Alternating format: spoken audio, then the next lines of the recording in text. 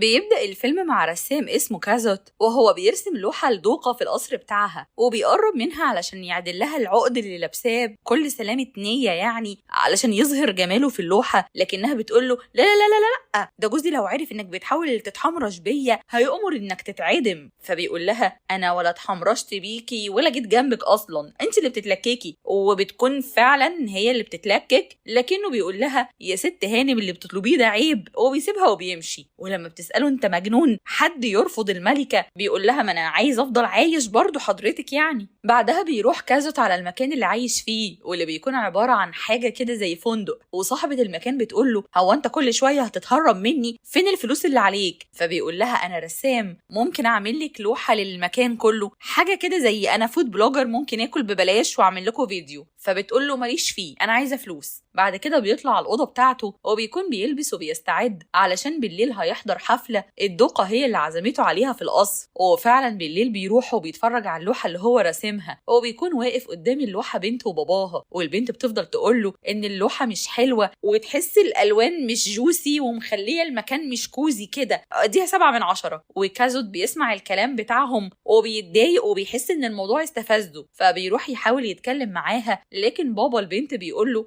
الله يسهلك يا حبيبي. والموضوع بيستفز كازوت اكتر، وبيخرج النوتة وبيبدأ يرسم فيها زي طلبة فنون جميلة كده وهم بيحاولوا يشقطوا. ولما بتيجي الدوقة بتقوله ايه، في حد عجبك في الحفلة ولا ايه؟ فبيشاور لها على البنت، وهي بتقوله ان اسمها إيرينجارد، وان باباها كان بيشتغل عند العيلة بتاعتهم ومن اكتر الرجال المخلصين للعيلة. فبيقول لها ان البنت دي استفزته وهو عايز يرسمها، لكن الدوقة بتقوله سيبك من إيرينجارد دلوقتي وتعالى اكلمك في الموضوع اللي جايباك الحفلة علشانه. وبتبدأ تقوله ان جوزها مش من سلالة العيلة المالكة، وهو ما كانش يستحق الحكم اصلا، لكن بعد ما الملك مات بدأت خلافات بينه وبين ولاد عمه بسبب ان الملك ما كانش عنده اولاد يورثوه. وفي النهاية جوزي اللي خد الحكم، لاننا وقتها كان عندنا ابننا ارثر، وبتعرفوا ان الملك دلوقتي مريض بمرض خطير، ولو مات وجي ارثر يمسك مكانه محدش هيسيبه يمسك الحكم لنفس السبب. وكمان هو لا عنده ولاد ولا متجوز اصلا، فالحكم ساعتها بقى هيروح للي واقف هناك ده، الكونت اكل مال اليتامى ماربود، ومراته الكونتيسة العقربة أورسيلا. فبيقول لها كازوت طب وانا المفروض اعمل ايه يعني، مش فاهم. فبتقول له مطلوب منك انك تخلي ارثر يلاقي بنت تشجعه انه يتجوزها، لانه مش حاطط الموضوع ده في دماغه اساسا. وكازوت بيقول لها انا موافق، بس في المقابل انت كمان هتساعديني اني ارسم إيرينجارد. فبتقول له قشطه. وتاني يوم بيروح يقابل ارثر وبيقول له بص انت مش عارفني، بس انا صديق ماما وجاي اتكلم معاك شويه، وعايزك تصارحني كده، احنا شباب زي بعض، انت عندك مشكله رافض بسببها الجواز، يعني لو كده قول نروح نكشف يا ابني. فبيقول له ارثر مش الفكره والله، بس الواحد رافض يتجوز بالطريقه بتاعت العائلات الكبيره والجو ده، انا عايز واحده احبها وتحبني وتقول لي يا بيبي. فبيقول له كازوت طلبك عندي. وبيبدا بقى يتصاحب عليه، وبياخده معاه لعيله عريقه اسمها عيله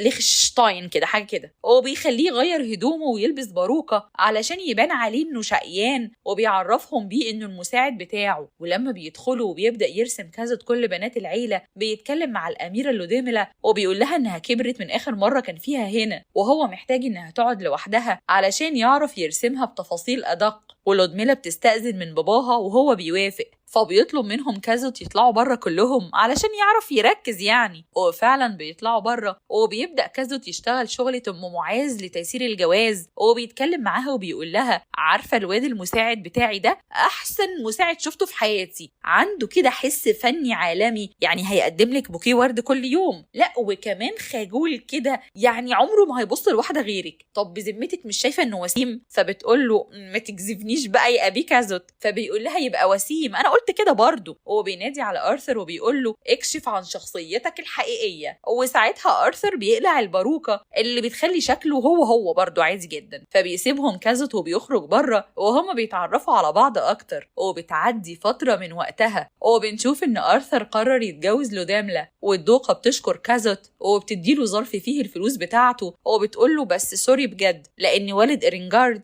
رفض انها تترسم، وكان عايز يعرف مين الحقير اللي طلب الطلب ده علشان يعلقوا من ودنه، واحمد بقى ربنا ان انا مرضتش ابيعك. المهم الامير لوثر ولودملا بيتجوزوا وبيعيشوا مع بعض فتره وهم مبسوطين وكل حاجه تمام، لحد ما في يوم بيكون كازوت قاعد بيرسم لوحده وبيجيله الحراس بتوع الدوقه وبيقولوا له انهم عايزينه يجي معاهم ضروري. ولما بيروح معاهم بتكون الدوقه متوتره وقلقانه، ولما بيسالها في ايه بتقول له ان لودملا حامل. فبيقول لها طب كويس، ألف مبروك، ايه المشكلة؟ في ولي عهد جاي اهو. فبتقول له ما هي المشكلة انها حامل في الشهر الخامس. وكازوت بيقول لها ما شاء الله ربنا يقومها بالسلامة، بس ثواني معلش دول لسه متجوزين بقالهم شهر، هم مستعجلين كده ليه بس؟ فبتقول له الدوقة والله ما لفتش انتباهك اي حاجة، اللي حصل ده فضيحة، وارثر ابني الخجول قال لي ان تم احتساء الشاي بنجاح قبل ما يتجوزوا بفترة، وقال ان هم لما يتجوزوا محدش هياخد باله، وطبعا الموضوع ده هيخلي الناس تشكك فيهم ويقولوا ان الطفل ده ما ينفعش يكون وريث لانه جه بطريقه غير شرعيه. فبيقول لها كازوت انا عندي الحل، وبيقترح عليها انها تعلن للمملكه كلها ان الاميره لودملا حامل بس لسه في الشهر الاول، وهو هيوفر مكان مهجور للامير والاميره يقعدوا فيه، ولما تولد محدش هيعرف انها ولدت، وبعد 9 شهور من اعلان انها حامل هيرجعوا بالطفل ومحدش هيحس بحاجه. وطبعا الدقه بتقول ان دي فكره فظيعه وعبقريه جدا، بس كازوت بيقول لها المشكله بقى اننا عايزين واحده ست تقعد معاها وتكون امينه، بس هنجيب الست دي منين؟ وكل اللي في القصر ممكن يودونا في داهيه عادي يعني. هو بيفكرها بإيرينجارد وبيقول لها انها قالت قبل كده ان عيلتها خدمت العيله المالكه كتير واكيد مش هيرفضوا دلوقتي. وساعتها الدقه بتقول له يا لئيم فهمتك، انت لسه معجب بيها وعايز تقرب منها. فبيقول لها بصراحه وواثق اني هقدر اوقعها. فبتقول له طب ولو ما قدرتش؟ فبيقول لها هعمل لك اللي انت عايزاه. وساعتها بيتفقوا مع بعض وبيدخلوا تحدي انه لو ما قدرش يخلي إيرينجارد تحبه هيعمل اللي هي عايزاه، ومش هنقول ايه اللي هي عايزاه بقى، وربنا يغفر لها عشان دي شوجر مامي ما شافتش بربع جنيه تربيه اصلا. المهم بيروحوا هما الاتنين على بيت إيرينجارد وبيتكلموا مع باباها، وهو بيقول لهم ان عيلتنا عمرها ما رفضت طلب للعيله المالكه ومش هنرفض دلوقتي يعني. هو بيطلب من بنته تروح معاهم، وإيرينجارد بتقول لهم انها موافقه بس عايزه تسلم على كورت. فبيقول لها كازوت كورت مين ده؟ فبتقول له كورت خطيبي مالك؟ فبيقول لها اصلا طب يا اختي سلمي على كورت، قال وانا اللي كورت فاكرك سنجل. المهم بيروحوا على القصر المهجور اللي لقاه كازوت، والدوقه بتبعت تجيب الناس اللي بتثق فيها بس، زي الدكتور بوتزيجر والسواق وعامل الاسطبل والكونتيسه والمساعده وطبعا إيرينجارد، واللي بتروح لكازوت وبتقول له انا شفتك قبل كده يوم الحفله. وهو بيفعل مود يا واد يا تقيل وبيقول لها لا مش فاكر الصراحه، اصلا انا كل يوم مع بنات وستات اجمل من بعض، فتلاقي الذاكره عندي في الضياع منه شويه من كتر الناس اللي بشوفها يعني. وبعد شويه بيوصل الامير لوثر والاميره لودملا، وواحده واحده بتبدا إيرينجارد تاخد بالها من الاميره وتتصاحب عليها. وكازوت بيبعت جوابات باستمرار للدوقه علشان يعرفها اللي بيحصل واخر الاخبار. وفي يوم بيقوم كازوت من النوم وبيلاقي إيرينجارد في الاسطبل، فبيقول لها مش ممكن انت ليكي في الخيل؟ فبتقول له اكيد طبعا ليا، انت اللي ليك في الخيل؟ فبيقول لها انا اسمي الحقيقي احمد السقا على فكره، اسالي عليا في نزله السمان كده وشوفي هتسمعي ايه. وبيقول لعامل الاسطبل هات لي الحصان بتاعي بتاع امبارح. فبيقول له انهي ده؟ فبيقول له هات الحصان بتاع الصبح. طيب يا غبي هات اي حاجه يا عم الله يكسفك. هو بياخد حصان وبيطلع معاها وبيكون مش عارف يتحكم فيه قوي، وبيفضلوا يتمشوا بالحصانه هما الاتنين لحد الشروق وبيتكلموا مع بعض طول الرحله. ولما بيرجعوا الاسطبل بيجي عامل الاسطبل وبيقول لكازوت ان الكوند ماربود ابن عم الملك واقف بره وعايز يدخل ومعاه مراته. فبيقول كازوت يا دي النيله، مش المفروض ان ده مكان سري يا جدعان؟ هو بيروح علشان يستقبله لكنه بيرفض يدخله وبيقول له معلش الاميره تعبانه شويه ومش هتقابل حد. لكن ماربود بيزقه وبيقول له انت اتجننت، هتمنعني ان انا ادخل ولا ايه؟ وساعتها بيجي ارثر وبيسلم عليه وبيقول له كلام كازوت صح، الاميره تعبانه ومش هتستقبل حد، وبيقفل الباب في وشهم. وساعتها بيمشي هو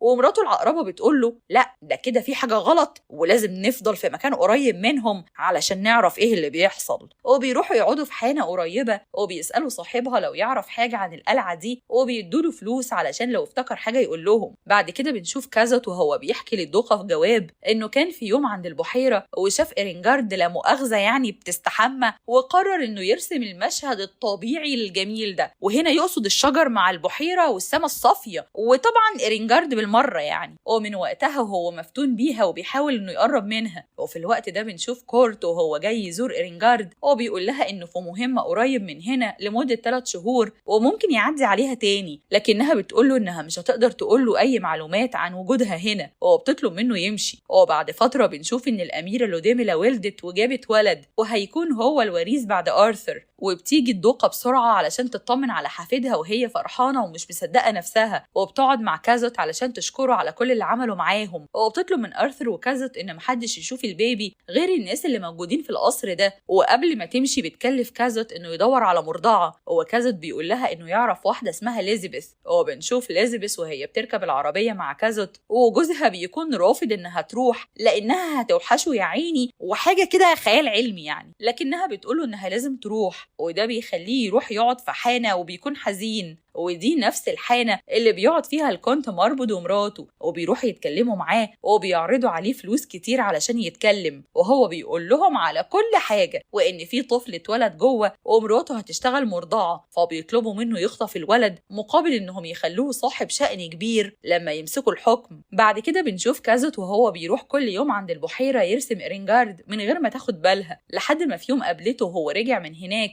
وسألته كنت فين وبتعمل إيه، فقال لها أبدا أنا كنت في الغابة بتمشى وبحاول أرسم منظر طبيعي جديد، وطبعا مرضاش يقول لها إيه المنظر الطبيعي اللي بيرسمه. المهم لما بيرجع البيت بيلاقي الدقة مستنياه وبتقوله أنا عندي مشكلة تانية وعايزة مساعدتك. الكونت ماربود ومراته طلبوا إنهم يخرجوا مع الأسرة كلها في نزهة، وطبعا أنا مش هعرف أرفض لأنهم من العيلة وهتحصل مشكلة لو قلت لأ. فبيقول لها كازوت إنهم لازم يخفوا الطفل ومحدش يشوفه، ولازم يدوا إيحاء إن الأميرة حامل في الشهر السادس، ويخلي الخدم يحطوا مخدة ويربطوها عند بطنها علشان محدش ياخد باله. بعدها بتقعد تتكلم معاه عمل إيه مع إيرينجارد، وهو بيفضل يقول لها إنه ممكن يوقعها أي وقت ويبهرها بمجرد ما يوريها الصورة اللي هو رسمها لها، لكنه مستني إن هي اللي تيجي لوحدها. وبتفكروا الدوقة بالرهان وبتقوله بس لو خسرت هتنفذ اللي قلتلك عليه. ما خلاص بقى يا دوقة ده انت شمال جدا. المهم المشكلة ان إيرينجارد بتكون لسه جاية من بره وبتسمعهم وهم بيتكلموا مع بعض، وبتروح على الأوضة بتاعته وبتشوف اللوحة اللي رسمها لها، ولما بتقلب في الدفتر بتاعه بتشوف انه راسمها بطريقة استغفر الله العظيم يعني، فبتاخد الدفتر ده معاها وبتمشي. بعدها بتخرج على الغابة وبتشوف جوز ليزبيث وهو ماشي بيكلم في نفسه، فبتقول له مالك يا عم الحاج متضايق ليه؟ فبيقول لها بصي أنا سكران وهقولك على كل حاجة، وبيعرفها إنه طلب منها يخطف المولود الجديد لصالح الكونت ماربود. وإيرينجارد بتتصدم شوية كده، بس بعد كده بتقوله ينفذ الخطة زي ما هي وهي هتتصرف في الباقي. وتاني يوم بيروح كازوت عند البحيرة، وطبعا بيلاقي إيرينجارد مش هناك بعد ما عرفت كل حاجة، ولما بيرجع القصر بيتفاجئ بيها بتقوله معلش بقى سوري ما كنتش هناك النهاردة علشان ترسمني. أو بتقرب منه وبتقوله أنا موافقة إنك ترسمني بس مش زي الحرامية كده، أنا هجيلك الأوضة بتاعتك بعد الغدا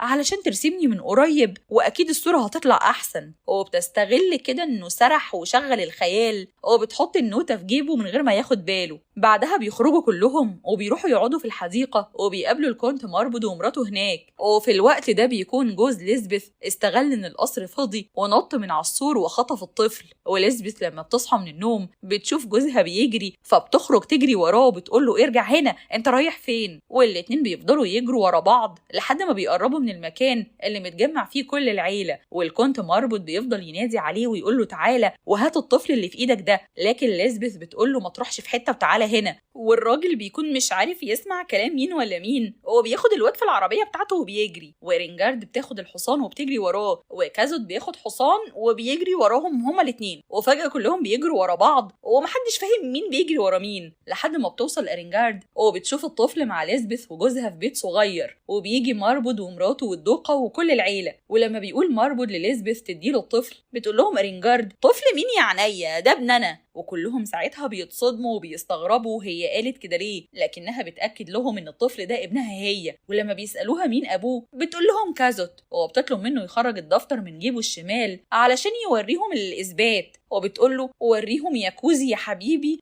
الصور المهزأة اللي انت رسمها لي، وعرفهم اننا بنحب بعض من زمان قوي. وفعلا بيوريهم الصور وبيقتنعوا ان الطفل ده ابنها. والدوقة بتكون مش مصدقة نفسها وفرحانة، وبتفضل تقول لماربود شفت الظلم بقى يا ظالم، كان هيودينا فين؟ ده ابن إيرينجارد. وماربود طبعا بيمشي وهو أما يقفر عيش. لكن في الوقت ده بيجي كورت خطيب إيرينجارد وبيقول لها يا سفلة يا سهلة يا رخيصة، انت يطلع منك كل ده. وبيضرب كازوت وبيقول له انا بتحداك وقت الفجر في قتال حتى الموت. وكازوت بيروح تاني يوم وقت الفجر، وكل واحد فيهم بياخد مسدس وبيمشي مسافة 20 خطوة وبيضرب نار على الخصم بتاعه. لكن كازوت بيدوس بالغلط على الزرار والطلقة بتيجي في رجله. وساعتها بتيجي إيرينجارد وبتتكلم مع كورت وبتقول له انه لا ابنها ولا نيلة، وانها عملت كده علشان تكمل الواجب بتاعها في الدفاع عن العيلة المالكة وحمايتها. وبيقول لنا كازوت في الوقت ده ان المملكة كلها اعترفت بالامير الصغير ابن آرثر لما رجعوا للمملكة تاني. وطبعا هو خسر الرهان ومش محتاج يفسر اكتر من كده بقى، وقرر انه يسافر روما ويبقى رسام هناك. لكنه لسه بيجذب الستات في كل مكان بيروح فيه، واصحابه اطلقوا عليه لقب كازانوفا. والحكمة بقى اللي احنا طلعنا بيها من الموالي البامبي المسخسخ ده، قومي يا بت وهزقي الكراش بتاعك وعرفيه انه ما بيفهمش حاجه واتقالي عليه كده علشان يحس انك مختلفه عن بنت خالته اللي بتقول له انا اللي خرطت وطشيت الملوخيه، ولا زميلته اللي بتلبس له جيبه قصيره وبتجيب له مولته. خليكي متفرده هيحبك وهتبقي متبغداده. وشكرا يا فندم.